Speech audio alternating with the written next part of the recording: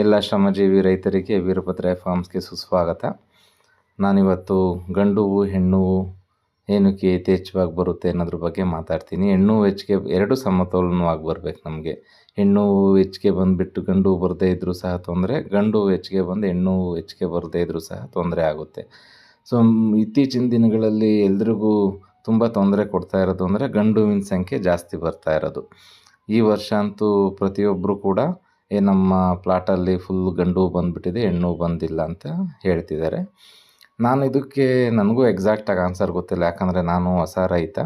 ಆದ್ರೂ ಸ್ವಲ್ಪ ರಿಸರ್ಚ್ ಮಾಡಿ ಏನಕ್ಕಿರ್ಬೋದು ಅಂತ ಕುತೂಹಲಕ್ಕೆ ಕೆಲವೊಂದು ಚೆಕ್ ಮಾಡ್ತಾ ಹೋದೆ.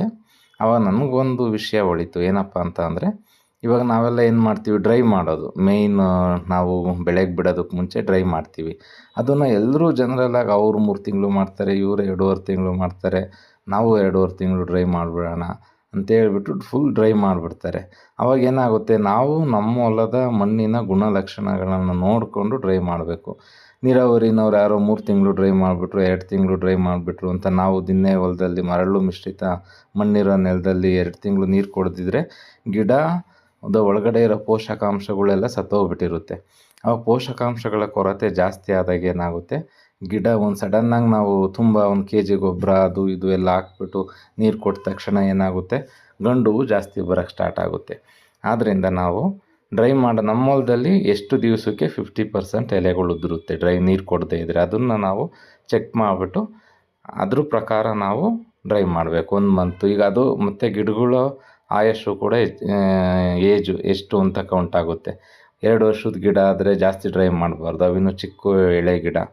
ತುಂಬ 4-5 ವರ್ಷದ ಗಿಡ ಆದರೆ ಒಂದು 40 ದಿವಸ 45 ದಿವಸ ಡ್ರೈ ಮಾಡಿದ್ರೂ ನಡೆಯುತ್ತೆ. ಮತ್ತು ಇನ್ನೊಂದು, ನಾವು ಬೆಳೆ ಕಟಿಂಗ್ ಆದಮೇಲೆ ಇತ್ರೇಲಿ ಕೊಟ್ಟಾದಮೇಲೆ ತುಂಬ ಗೊಬ್ಬರ ಹಾಕ್ಬಿಡ್ತೀವಿ ಸಡನ್ನಾಗಿ.